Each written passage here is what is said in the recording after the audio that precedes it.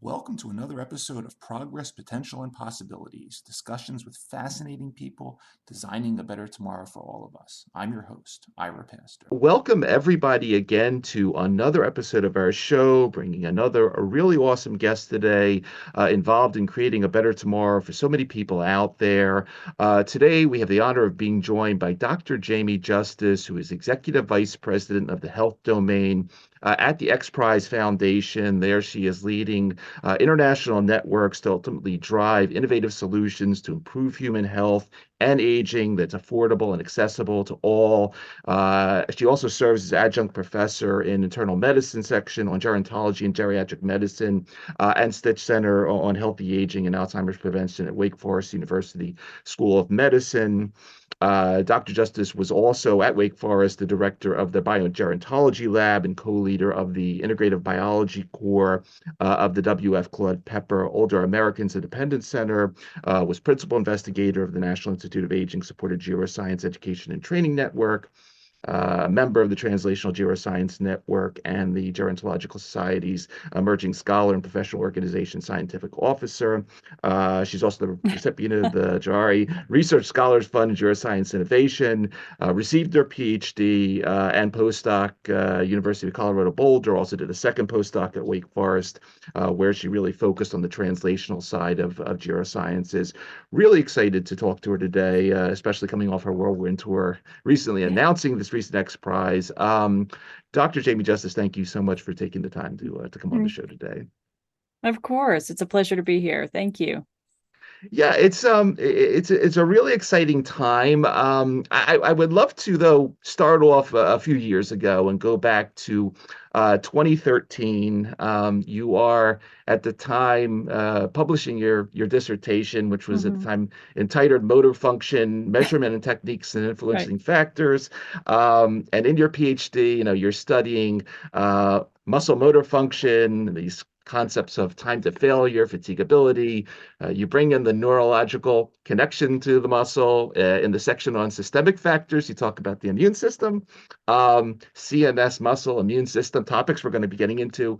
Take us back to 2013 about how you got started in this specific focus.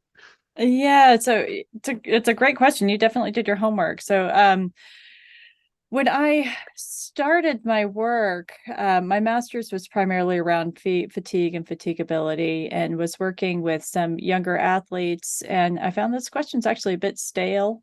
And so during my PhD work, changed to more of an aging focus.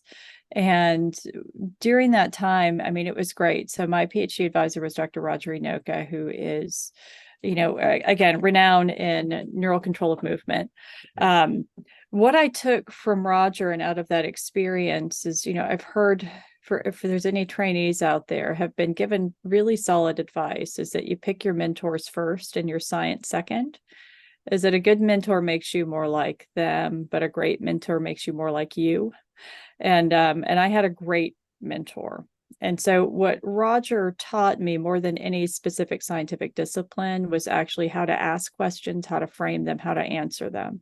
And so, I mean, that's the heart of science and scientific inquiry. And it really, my interest really fell towards aging And, for the first starts of that, we're characterizing the changes that happen, certainly with physical function and motor function declines. But, really quickly became interested not just in cataloging the changes, but actually thinking about what practical approaches might be used to actually try to intervene. And so transitioned towards the end of that PhD and started working both with older adults and also starting to reverse translate and start doing some testing in animal models as well.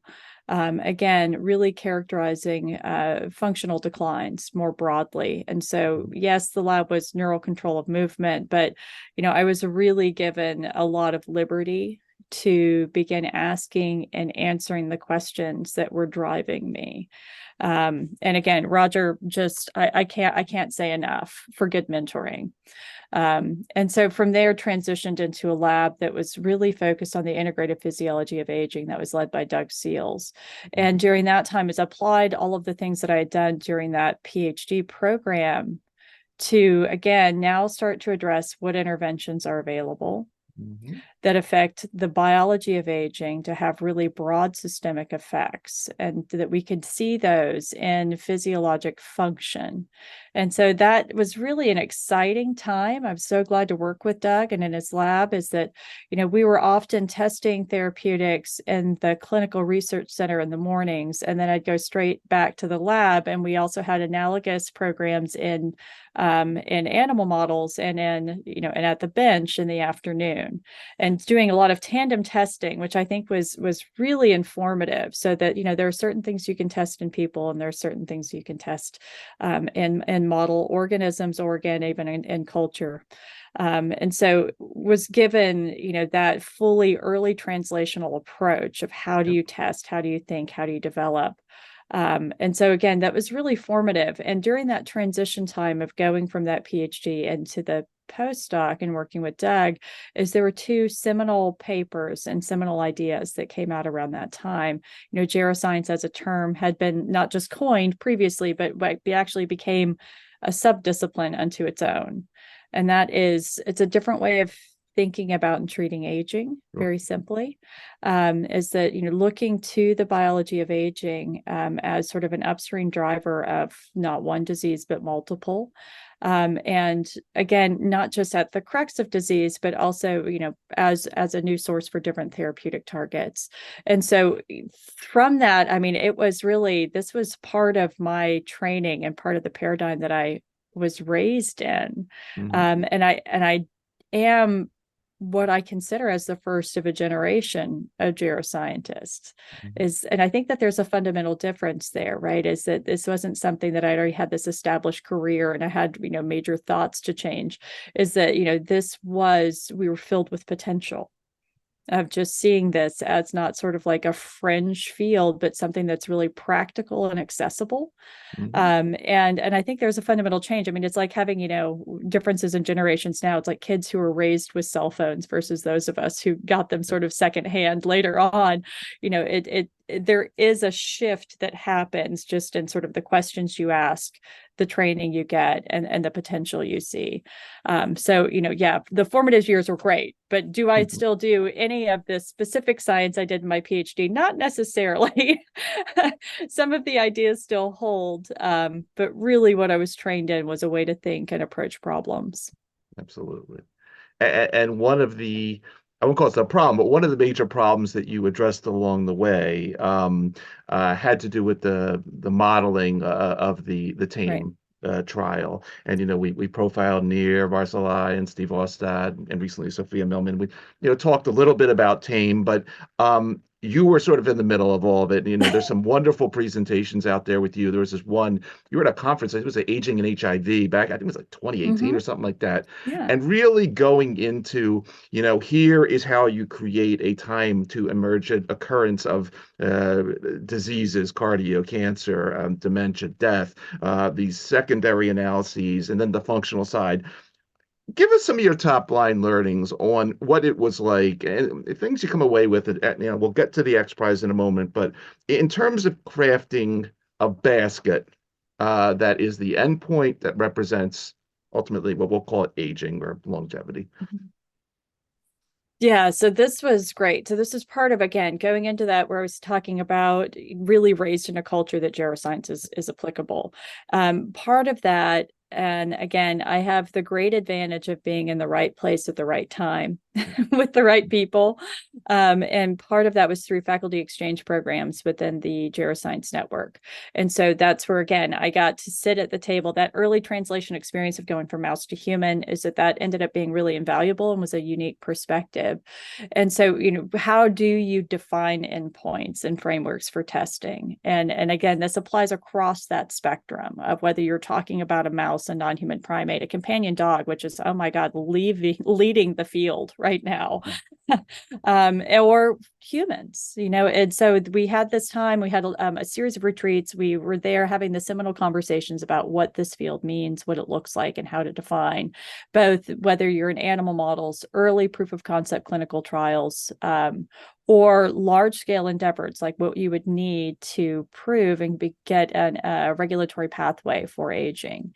And so I would have to say that all three of those areas were informative, and I'm really grateful that I got to participate in all. And so, the same meetings we were talking about how to define proof of concept trials is a really early stage trials for early translation, is that designing and thinking about those as a stepping stone for what it would take to create this endpoint.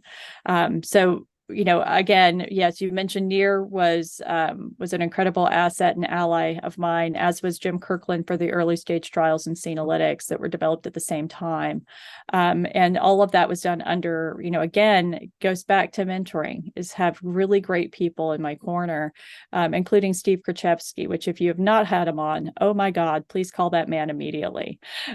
But he has been, really, again, really instrumental in just sort of setting this up and sort of building these strategies and frameworks, and allowing me, again, a lot of opportunity to grow and develop. And so within the TAME trial, yes, I first served as a postdoc to the executive committee in the earliest stages of that in 2014, 2015.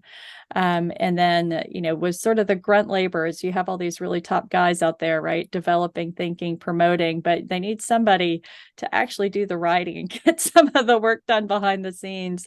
And so I was really, again, in a great spot to develop that within the TAME trial. And when they had that need and was postdocing under Steve, and that role really grew as the TAME trial did. And so the TAME trial, again, with that trial, the goal was to create an endpoint that could be recognized by the Food and Drug Administration. And in order to do so, we can think about our endpoints and our frameworks as a continuum, where on one end we have, molecular level biomarkers, which are really informative for science and discovery and are now being promoted as potential biomarkers of. But again, we have to do biomarkers of, is that you have to have an endpoint that's meaningful. Right. And for the FDA, what that means at any level, right, is that any drug or intervention or therapeutic, whether it's a device, a biologic or drug, anything there, they're going to have side effects. I mean, this is it. People inherently take a risk when you do something to intentionally change your biology or physiology. And so what the FDA sets up this, establishes frameworks around is you need to have a benefit that outweighs the risk. Right. And that's essentially the burden of proof. And so for the TAME trial, that burden of proof, if you're looking for a drug that you have to change the labeling or indication for it, is that, they measure those by hard clinically adjudicated endpoints. Yep. And so that's where we get into disease events. And so the FDA is typically around this framework of improve function, feel, or survive. Survival is an endpoint, right? The things we do in mice and in animals, we call them the TOES test. They're either alive or they're dead. That doesn't work with people and with human aging in a large prevention scale. So really, when we're talking about aging, mortality is a rather stochastic process. It's, there are many different reasons people could die, but when we're talking about aging, it's the inherent increase or elevated risk in not one, but many diseases or conditions of aging. This functional decline, this total systemic effect that's ultimately may be seen in an increased risk of mortality. But the process itself begins in advance of that mortality. And so with an endpoint there, the survive is, yes, important, but the function feels become, incredibly important at any scale of testing. And for the TAME trial, again, they need clinically adjudicated events. So these are things like, a cardiac event or transition to dementia or Alzheimer's disease. This could be, incident cancer or cancer recurrence. It could be things like hospitalizations or other events, or falls or is another one that's of interest. And then you have this all-cause mortality that gets tacked onto the end. And so, so the FDA had very specific advice for us that, how they work is they don't hand out indications. Right. It comes from the scientists. And I think this is a huge misperception in the field, is that the FDA is not just going to create an endpoint, is that we bring them what, this is scientific consensus on what we think this looks like. And they just give feedback. Mm-hmm. So for instance, in the TAME trial, one of our endpoints in there, we actually had diabetes or, diabetes transition or glucose, and they kicked it out. They said, well, metformin, because we were looking at using metformin as a tool. So well, metformin is known, that's already indicated. And they said, but the bigger feedback was that it was biochemically diagnosed. And so their preference is things that, again, you have to go for that clinical event. Right. And so that's their framework. But so that was the TAME pathway. And so a lot of the things that were really of interest to us as scientists, whether that's sort of in the biology and the biomarker component, also function and functional measures, those became secondary and tertiary endpoints, and prioritizing that primary. The FDA does also look at function. So, that's not quite a disease, right? But mobility disability is something of interest, and independence, and, disability-free survival. So, there are a number of different endpoints that can be considered and are currently being considered. So again, back to Steve Krzyzewski, he's leading now 10 years later. It almost feels like a restart, but it's really not. It's getting consensus again. It's like, okay, we've grown since then. What do we think now? What is an endpoint? What's an aging outcome? And he's doing something called a Delphi process that requires, it's a very systematic approach to querying investigators, scientists, clinicians about, what they think now. And really starting that again, is like, is that still that, time to new disease? Is that still the endpoint that we should be going for those phase 3s? But again, phase 3s are not the only trial design out there. In order to get to a phase 3, you actually have to have really good convincing evidence at the earlier translation stages. So this is, what are you measuring in animals? What do you see in screening in cells? What do you see in your earliest stage trials in people? Because this is the biggest divide. It's not what goes into the phase, it's not the phase 3 trials that are the ones you have all this work to do to de-risk before you even get there. And so that's typically, those are the biggest failure points. And so that's what this prize is actually designed to do, is to actually begin to address those earliest failure points. Is how do you define something in the early stage trial so that you de-risk enough that going into this, tens of millions of dollars. The TAME trial was a cheap one with a generic drug, and we were still looking at, close to 80 million to run it. And we tried to dial back the cost on that, and you're still not getting out of it without, 50 million at least. And that's a cheap trial. And so it goes up from there. So you have to do really good work at the early stage, and that we haven't done as good a job at figuring out as a field what those look and feel like. So that if you look at the field right now, you have people developing drugs for all different things, or therapeutics, and they say, we've changed aging, we've improved health, and you can't see it. It's like shifting sands, and you have people going in very, very different directions. And I think it leads to a lot of chaos in the field. And so this is one of those areas the prize is designed to do, is yes, incentivize translation, drive investment in this area, but also, really develop a cohesive global community that begin to settle some of these early ideas about how we de-risk and how we talk about endpoints that are going to be meaningful so that we can get towards an indication. Absolutely. Yeah, and I'd love to go into some of those different de-risking themes with you. Before we get there, and it was funny because a couple several months ago, I had Dr. Celia Conrad on the show from John D. and Catherine T. MacArthur Foundation talking about their $100 million prize, and Right. obviously you surpassed them. That was a sort of an athematic open call thing where they picked one major problem. Here's $100 million. Go and deal with this. This is not that. Obviously, you've talked about radical collaboration, that aging is a much bigger thing than any one person, company, set of researchers. Take, to walk through, if you would, for a few minutes, give us the executive summary of the Healthspan XPRIZE, and then I'll put in the bio of the show the guidelines, the competition guidelines, and then I thought we'd be Great. fun if we go through some of them, because I think there's interesting topics within each of these areas, some of these de-risking categories you were mentioning that we could talk about. So take a couple minutes just to give us the executive summary of the Healthspan XPRIZE, 111 million, I believe it is. And then we'll go into pieces of it. Yeah, no, you nailed it right. So it's a 7-year global competition, as you mentioned, a first of its kind large scale award that's really focused on aging. We're looking to drive innovations and drive teams to develop novel therapeutic solutions that could actually make a difference in human health and human aging. And so what this looks like, right? So 7 years. That's the total time footprint. So we've now launched. 7 years from now, we hope to announce a winner. To get to that winner, there are several stages. So the first stage is a research and development phase. It's going to last this first year. It's like a qualifying submission. We look at the work that you've done, the evidence behind it, and we'll select a certain number of those teams as semifinalists. Those semifinalists receive a token of our appreciation, $250,000 each. And more teams can continue on beyond those 40. So that'll happen in early 2025, about a year from now. And then with those teams that we select, they're actually going to start doing their human trials at that point.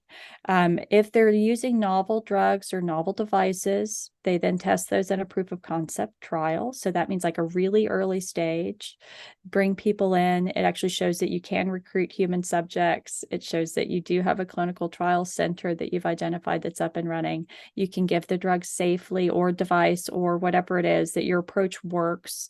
If you're still doing screening at that point to come out with the right combination of the right dosing, all that's fine, all supported. And then we look at the evidence from that after about another year and a half, and that's where we get to our finalists.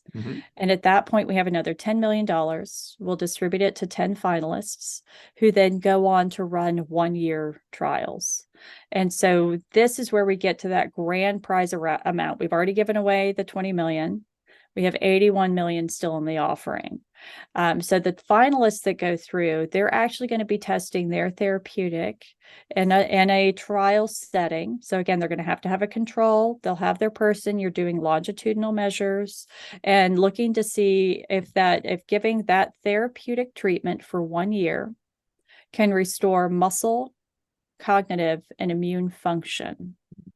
The awarding for that grand prize is indexed against the magnitude of improvement. So again, first, the teams have to show that they can improve measures in each of those 3 domains. So not 1 out of 3, but all 3. That's very hard on its own. Yep. And then we take that magnitude of improvement that they show. And again, this isn't just attenuating. You have to show some improvement relative to your control group. So this is important. And then once we see that improvement, then we index it to the longitudinal changes that would be expected over 10 years, 15, or 20 years. And so the awarding is by how much you show that improvement. And so for 81 million, you have to go for this, what in my mind is the extreme reach goal, the most exponential thing, really audacious, is 20 years in each of 3. And so that's what the 81 million is indexed to. Then we have 15 years versus 10 years. And we'll be posting what the thresholds for each of those are before the teams go into finals. We're doing some of the initial modeling work on that right now to show, again, first is show that there is some evidence of feasibility on our side that this might be possible. But again, because this is a prize rather than a trial, we take what's possible and we multiply it. And so this has got to be a really extreme reach for our teams. Yeah. And so that's the prize and competition in a nutshell. And that we expect, because these are trials, they take a long time to develop, to go from the early stage work that we're asking people to do now up to the point where they have recruited subjects and have done this and returned the data back to us. We'll have a central data management system, so that we'll collate that information, look at some biomarkers that support it, and make the awarding. So exciting, audacious, really intense testing, in an accelerated timeline. Yeah, absolutely. And again, for everyone listening and watching, we'll put the competition guidelines in the bio of the show. I like, let's just like walk through some of these, because I think they're, obviously quite interesting. And as you're saying, this isn't easy. And I'd love to start off with, again, the central nervous system, muscle, immune system. Clearly, your PhD connects them from a systems perspective, physiologically. Clearly, these are blockbuster interventions in their own right, no doubt. At the same time, as you're just pointing out, the pharmacology behind these areas is quite different. The pharmacokinetics, obviously kind of tough to get things into the CNS versus the muscles and so forth. And then from, just a regenerative biology angle, thinking, obviously there's going to be teams showing up with reprogramming strategies and so forth. The way these tissues turn over, the way they remodel themselves, that's quite different too. Talk a little about it, because this is, again, just to put the fact that this is not easy. And it's probably not going to be a single magic bullet here. So talk a little bit about that, if you would. Yeah, you're right. So this is not going to be easy. But we also know that that's the grand challenge, is that, Right. I don't think, I really don't. I think aging requires us, people have to be comfortable. For the scientists that are really in this space, is you have to be comfortable with complexity and challenge. Is that aging is not, it's multifactorial. And so in developing therapeutics, this is the great challenge, is there's a lot of variability between people, and there's a lot of variability within a person, is that you have not just sort of your genetics, your environment, but then you multiply that by your lifetime of exposures and interactions and activities and behaviors. And so, we expect that there's a really variable response, and that this is a known. And so when we're talking about therapeutics, we tend to be on the drug development and testing side very reductionist, right? Is that in typical disease finding, right? You find you fall in love with your disease, basically, which is what most scientists, investigators do. They fall in love with their disease. They find their pet mechanism. They develop drugs that target that mechanism. You target that mechanism, you treat the disease, restore homeostasis, everyone's happy. Aging is not a mechanism. Aging is a system of interacting biological processes. And so if we really want to change that phenotype, I think the key is going to be getting people that are working in really disparate areas of the field, or even in disease categories really outside of aging, is getting them to actually come together. Is that we're allowing not just single therapeutics, but people can choose their drug, device, or biologic alone or in combination. And so I think that latter part is really important, is that we've had a hard time as a field figuring out how to prioritize combination therapies. Right. Even though we think probably with aging, if we're really going to make a difference in how we function, feel, survive, is that it's probably not going to be, it's not going to be on one sort of linear axis. It's going to take sort of a combinatorial approach. And that perhaps, I think the drug and therapeutic development is going to be really critical, really drive a lot of innovation there. But I think the next innovation is actually in figuring out how to combine and how to personalize. And so it could very really be the case that the winning therapeutic is really actually a winning approach to maximize adherence and to create sort of that a really focused again, it's got to be a therapeutic, it's got to be an intervention, but I seriously doubt it's going to be a single solitary drug or something that is currently hanging out in your basement. So I haven't found any in my basement. I know that. No, exactly. So but again, who knows? There's so much being developed right now that it might exist It might be ready. We just might not know it. And I think there's a lot of work that we can do in drug repurposing as well as new novel drug development. And not to discount the devices as well, is that there's been some really exciting areas that have come out with various devices that might be really effective. And of course, the biologic space has been so exciting to watch lately. Whether, again, we're looking at, there's some promising vaccine, there's some really interesting work with both stem cell and gene therapy, and just seeing what might be possible, again, alone or in combination. Yeah, I completely agree with you. And then we'll talk a little bit more about combination strategies in a little bit. But yeah, I'm not a betting person, but I'm willing to make a bet that's really be what the winner looks like. Yeah, a couple other things per the cohorts, let's say. You're looking at 65-year-olds to 80-year-olds that are going to be part of the treatment protocols. And I've known a lot of really young 65-year-olds and old 80-year-olds, and vice versa. And clearly people with different I call it robustness, let's say resilience. I point to, my father, he developed prostate cancer when he was 65. My father-in-law was just diagnosed at 87. So clearly, he won the prostate Healthspan lottery for a little while. As a clinical development expert, talk a little bit about that in terms of, the selection of these patients. And I guess, when it comes to judging, if there's one team that picks a lot of really robust 65-year-olds versus some 80-year, I mean, how you sort of balance all that out, we're really letting our teams tell us. So one of the unique things about a prize rather than a trial is typically with a trial, I control everything. Right. It's what we do. And the challenge for me actually is coming from an academic setting and also with trials experience, is that in this prize is that we have to let our innovators innovate, let our scientists science. And some of that is leaving this open, that we provide suggestions. Okay. And then we provide a few guidelines around that for things that would, be certainly you could try to game the prize and game the endpoints by doing really strategic selection of patients. And so we have a few safeguards that we propose against that. Outside of that, we keep things pretty loose and let our teams suggest what they think. One of the areas that we're open for public comment right now for about the first 6 months, that we invite investigator scientist teams to feedback and say, what's important to you, what's not. One of the, we've only been out for about a week and a half, right? But one of the consistent comments we've had is about our age range, is would we consider opening it? And right now, we would consider it. We just need the evidence to support it. And part of it just comes down to when I was talking about we award relative to what the declines expected in a referent group.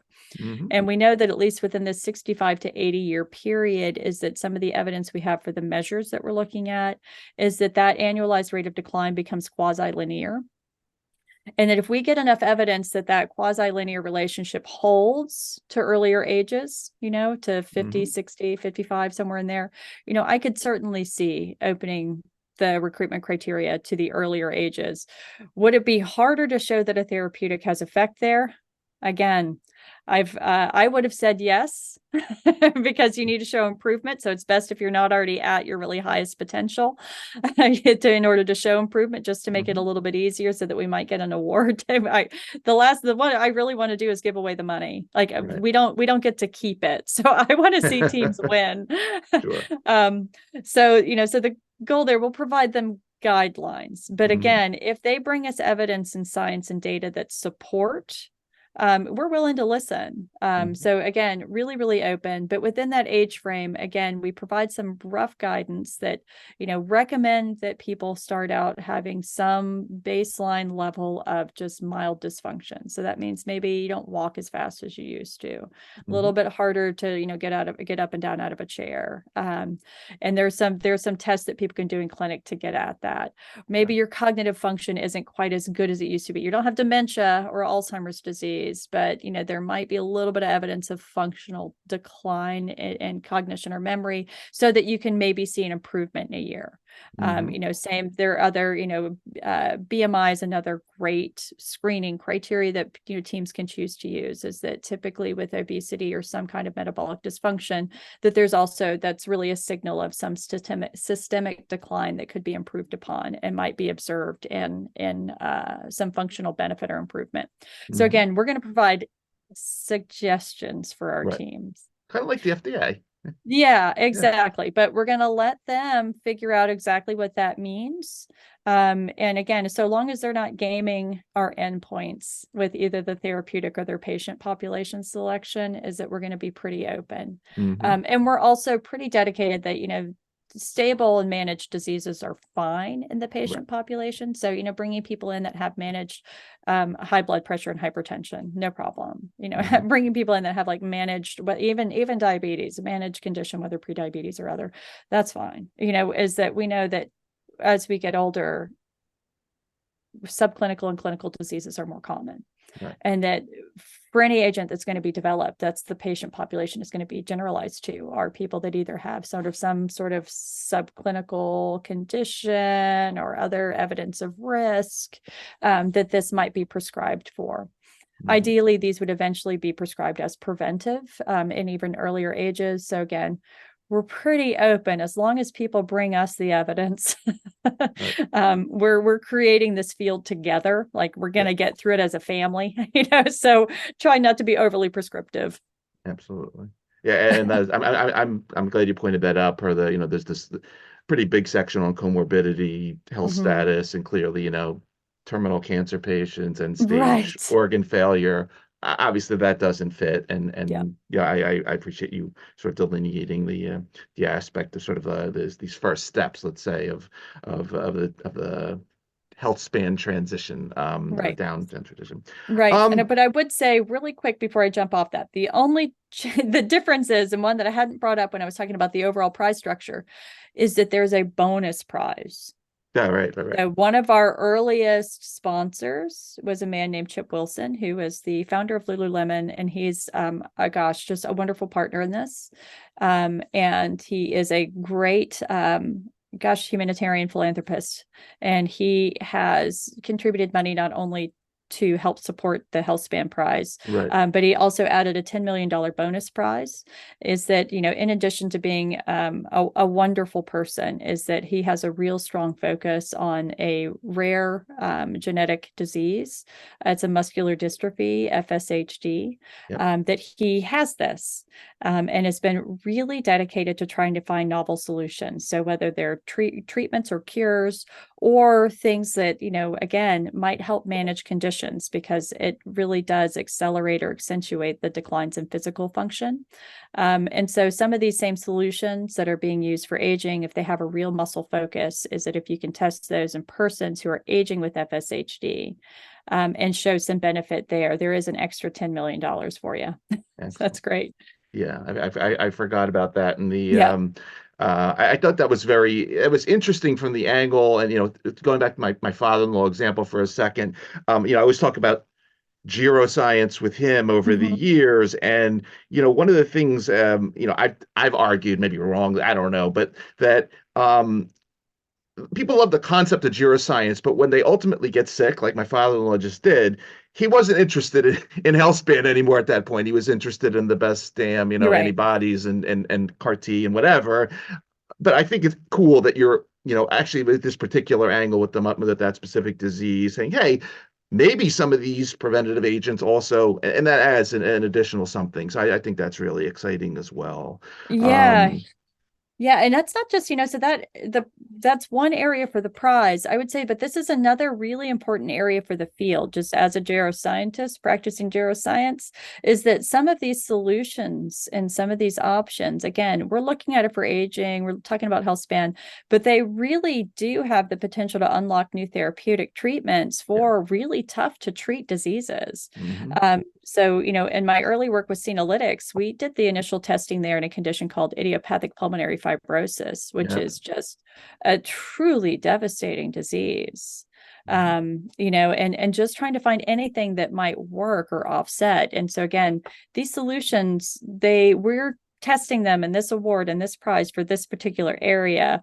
But, the potential applications beyond that for teams of where they choose to commercialize or develop or test, that it really does have what we see as really profound benefit for many age-related diseases.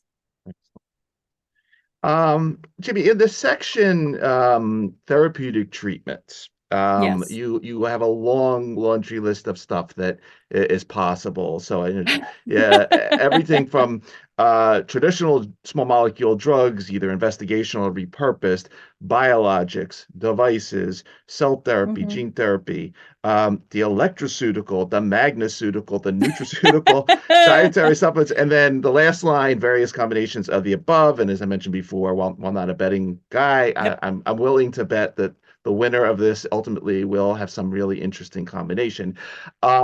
That being said, I'd love to talk about this because it's, combination drug development, can be done a couple different ways, right? On the one hand, we, from the HIV experience, we have groups that, they develop their reverse transcriptase inhibitor, and protease inhibitor, and integrase inhibitor, and entry inhibitors. They go to market. They ultimately start combining and changing doses. And in that case, we took a death sentence and we made it a livable, almost curable disease today in 2024. On the other hand, there is at FDA guidance for how you do so-called combination first. And strangely enough, in my limited clinical experience, I've actually been at FDA with one of these. And while you can craft drug A, B, C, and D together, that's great. You start getting questions at the agency, right? What caused that biomarker to drop? What caused that side effect? What if you take out drug C? And on, which is another set of headaches. But Sure is. Talk a little bit with your experience again. I know combination drug development is kind of rare, but it happens. Just your thoughts on sort of both these angles, because it can be done. It can make an amazing impact on unmet medical conditions, but again, it's hard.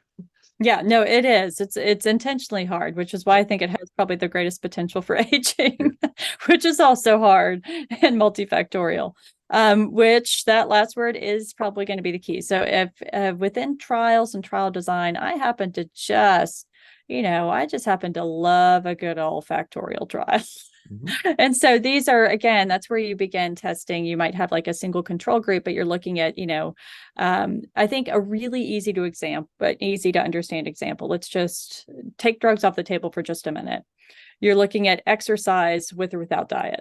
Okay, so this would be the simplest one. So just, again, I'm negating, I'm not throwing my hat in the ring for any particular drug.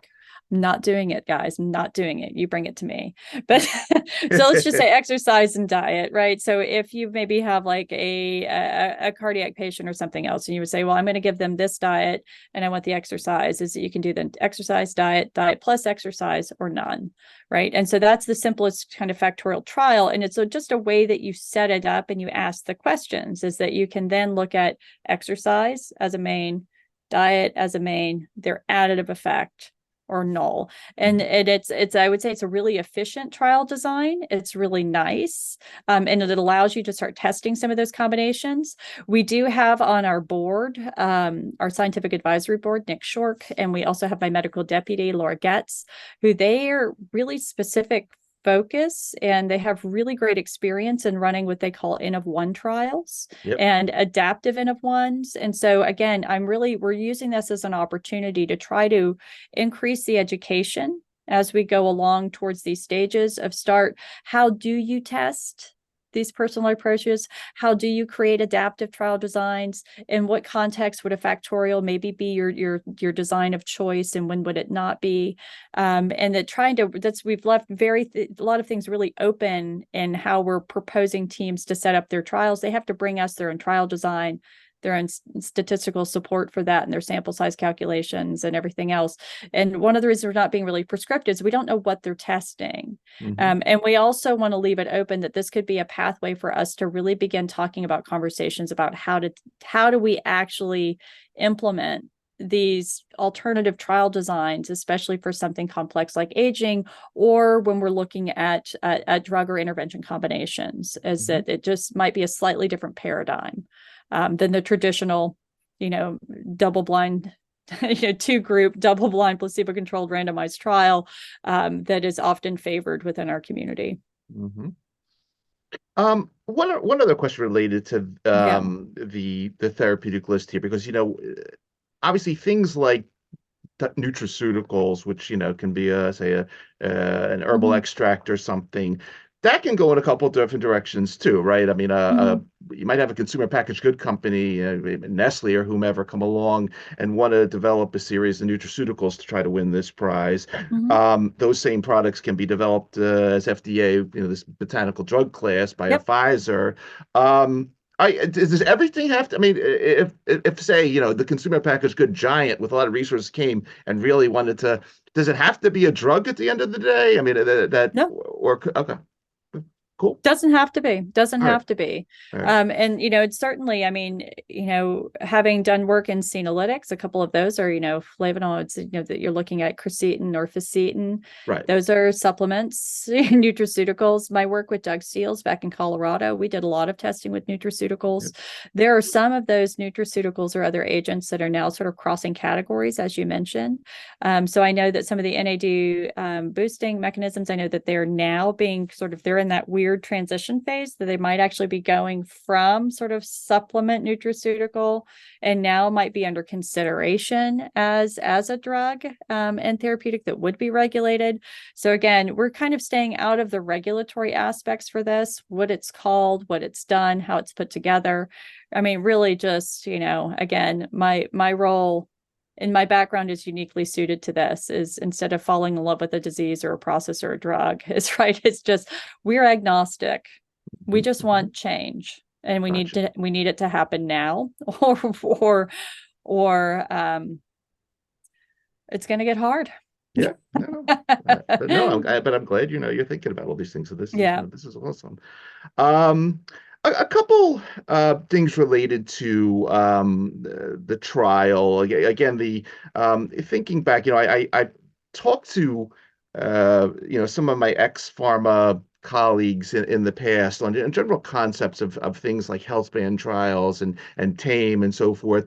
And one of the pieces of pushback I've gotten in the past is not that, like, hey, this is a very expensive trial and it'd be hard to do and it takes a long time, but things like, what happens if in a health span trial results come back mixed? In other words, if you look at something like TAME, you unwrap it 6 years in the future, and hey, we did great on cardiovascular and we did great with dementia, but cancer didn't move Mm-hmm. at all, as an example. Mm-hmm. Um, what's and obviously I know you see what you can't give an answer to this until you see the data come in, but obviously a team could come back in 7 years in 2030 with that meets 10, 10, and 10, Mm-hmm. or someone could come with 0, 0, and 50. Say they came back with something that reverted brain age by 50 years. Who wins in that? Well, no, I don't, being a little facetious, but Yep.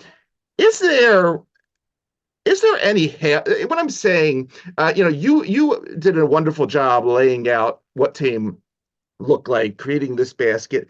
Is there anything in between, just in the clinical development role, disease X and aging? And I point to, like, I spent a little time in the autoimmune disease space a couple careers ago, and there was this thing I remember. It was called multiple autoimmune syndrome. It wasn't Mhm. all autoimmune diseases, but you had to have three of them. And then there was different classes. You could have arthritis and scleroderma and psoriasis. You had to have some mix. So it wasn't, yeah, here's a drug for all autoimmune, but it was for some of them. Is there any, like, halfway category for aging? Like, hey, this is like an aging syndrome A, B, and C that can ultimately, you see where I'm going with that? And I'll let you run with it. Is there a halfway aging? I mean, aging is a Because process, so it's not everyone's a so concerned about the aging claim nowadays. Like, hey, we need yeah. FDA to accept the aging. Are there any other intermediary baskets that are half the stuff? In other words, because the results are coming out of this in 2030. There could be some really great drugs that do 3 of 5 things. You know, see where I'm going? Right. So, I mean, we have, for let's just separate this out. Okay. So we have Sure. the prize. The prize is necessarily defined endpoints, whether they're Right. FDA, because these are not going to be FDA facing trials. Sure. Like we're setting up a prize. This is what we're using for awarding. Okay. And for that awarding, yes, it's got to be 1, 2, 3. You have to show all 3. If a team comes out with something and they improve cognitive function by the equivalent of 50 years, Godspeed. Right. They have commercial success There's the far multiplicative, right. and away Right. more than what we would give them for an award. Congratulations, Nobel Prize. We're all very happy. Do they get the 101 or the 81 million at that point? No. They don't. They didn't meet our award. Right. But I think they'll be just fine without it. Right. Absolutely. And there's the multiplicative access of the prize. Yeah. Yeah, exactly. Exactly. Wonderful news. We'll help them commercialize if they need it, but hopefully at that time they've already got it.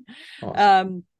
So the next is, do you get 10, 10, and 10 across all 3? That would be amazing. And yes, that's awarded.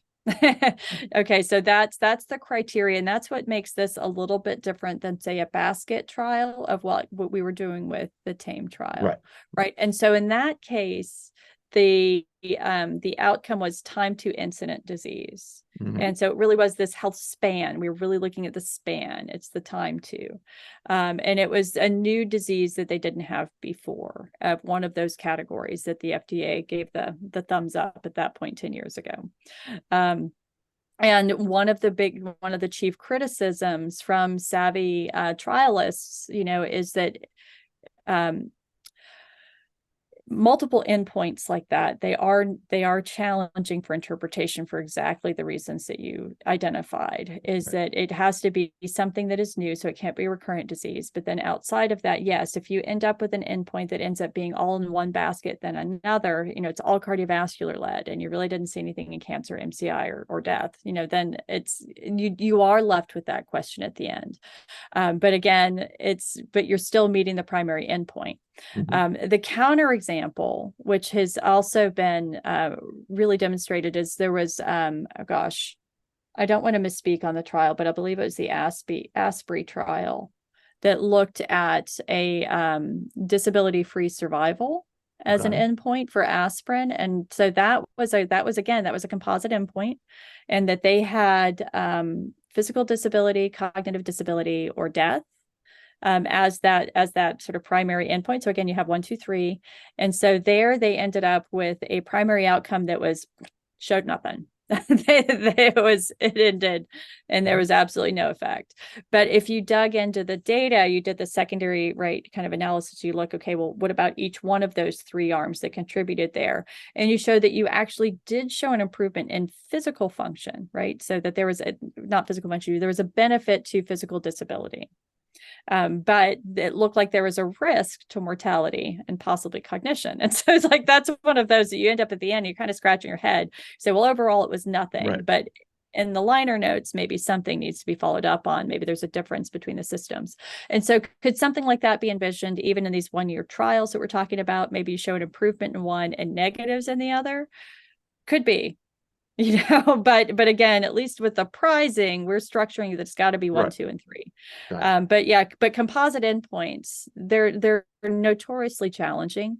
But when we're talking about aging, I don't think we have another way around it. Mm-hmm. Is that the nature of aging? It's that it's multifactorial, and that it shows up as the increased risk of multiple chronic conditions and diseases. Yeah. And so I think we are going to always grapple with a composite endpoint, and that we just have to do our best to figure out how to define it, how to analyze it, and then how we talk about it afterwards. Right. Yeah, no, just again, I was just thinking about what neuromusculo immuno win the 10-10 in 2020 what that could be called. It could be called something interesting that's not those diseases, but it's not total aging yet, but it's pretty damn close. And again, I know people get excited, and there's a whole camp that's like, we got to have this aging claim. No, there might be other interesting things. So no, I appreciate your insight on that.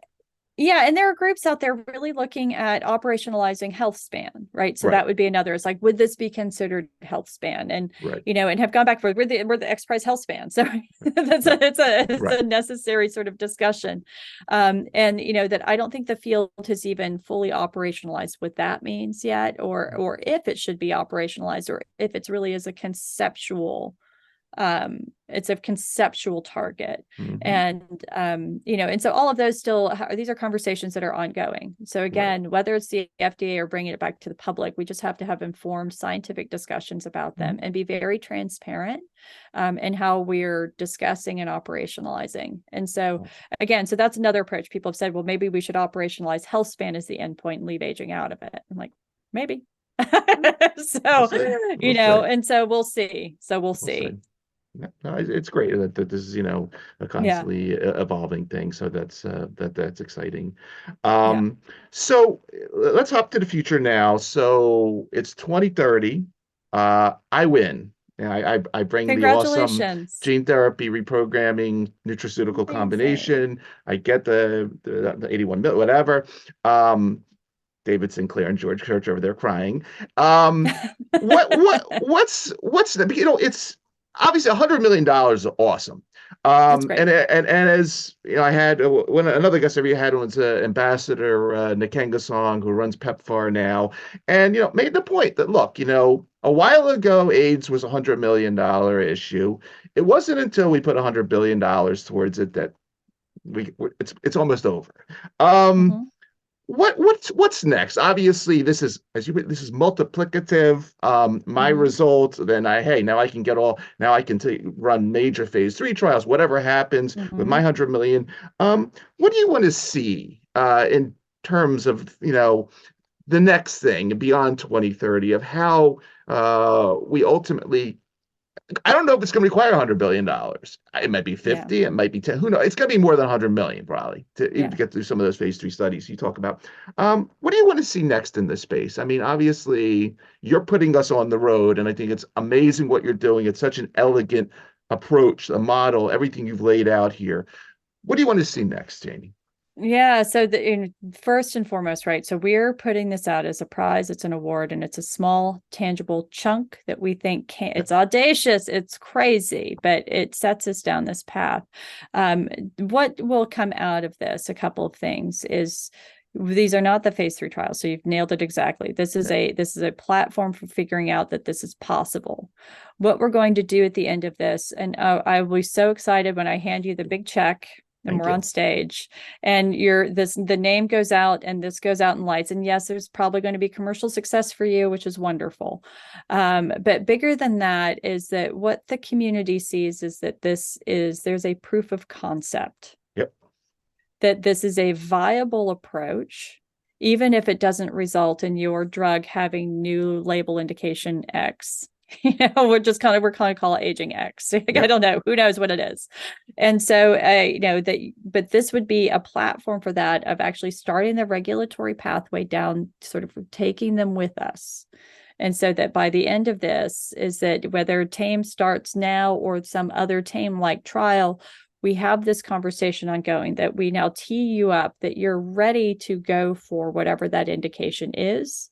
And my goals, like when I dream about what the impacts I would love to have, I would love to see some kind of a guideline document or something come out of whether it's the FDA or the EMA or some other international board of like, how do we test? How do we vet therapeutics for non-disease indications?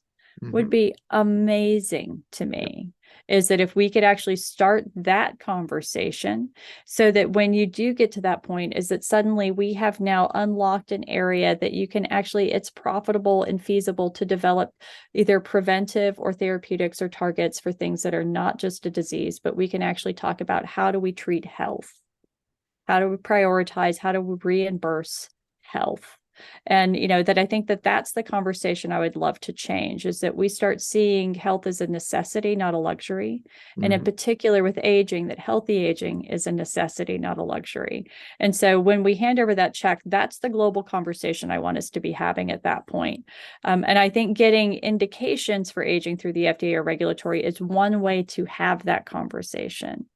The next part of that I think we also have to begin addressing and looking at our global impact is, again, start thinking about how then do we engage our older population. Yep. Is that if we stop just treating this as a palliative care and people get older and we don't want to talk about it, we don't want to think about it, and that this actually changes our approach to how we have that conversations with our loved ones, and multi-generational sort of engagement and opportunities. Maybe it's reskilling, relearning, retooling, creating opportunities, a change in how we design and operate our societies to become more embracing.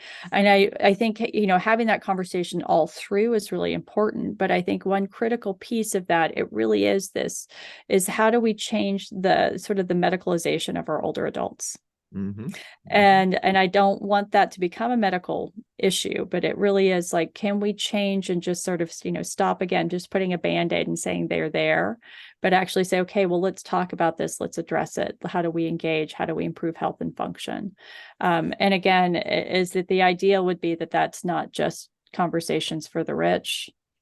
Yeah. Right. Is that these have to be conversations for everybody. So once we give you your check, is we also have to talk about how we're going to scale this. We also have to talk about access, and we have to talk about equity. So those are going to be the biggest conversations I have for you as I sign over your check. I will look forward to having those conversations with you in 2030. And and I think it's again, it's wonderful that you are connecting these two areas. I think too often the concept of the fact that we have hundreds of millions of elderly here that they are sick already, and how we bridge that, and how we connect those two themes, I think is going to be instrumental in releasing the government coffers at the level that I think they need to be to ultimately, so we all win at this. So it's exciting. I am going to enjoy following this, having you on. We'll probably do a couple episodes before 2030 happens, as I'm working on. Right. But really, really great stuff. Anything that I missed that you want to talk about before we wrap up? No, What's on your mind? Please. I just, people join us. So this is meant to be a global conversation. We're open for public comment. I'm not pretending to have all the answers. None of us do. We're creating this field together right now. And so it's a really exciting time to be part of it. So even if you have a team, are thinking about joining a team, or have some ideas, or just want to stay engaged, please make sure that you visit us at xprize.org/prizes/healthspan. From that landing page, you can find our guidelines. You can find a registration link. You can even find a sign up for a newsletter if you're just sort of a community member who's interested in following along closely. So strongly recommend getting engaged in any way you can. We may also be looking for opportunities for trainees or interns, so that there will be, I think, just a lot of great conversations that we can have around this. On the science side, R&D and development, career networking, and building that global community from regulators to philanthropists, benefactors, investors, and scientists. So again, it's xprize.org/prizes/healthspan. And I know you'll link the guidelines, but please follow us. Absolutely. Absolutely. For everybody that is going to be listening to this particular episode of our show across the various podcast networks, or watching on a YouTube channel, again, you've been spending time with the amazing Dr. Jamie Justice, Executive Vice President, Health Domain, XPRIZE Foundation. Jamie, I really want to thank you. I know you've been on a whirlwind tour, but I really appreciate you stopping by, talking about what you're up to. Obviously, thank you for what you do with this whole process. And as we like to say on our show, thanks for helping to create a better tomorrow of what you do. Really awesome story. My great pleasure. Thank you so much.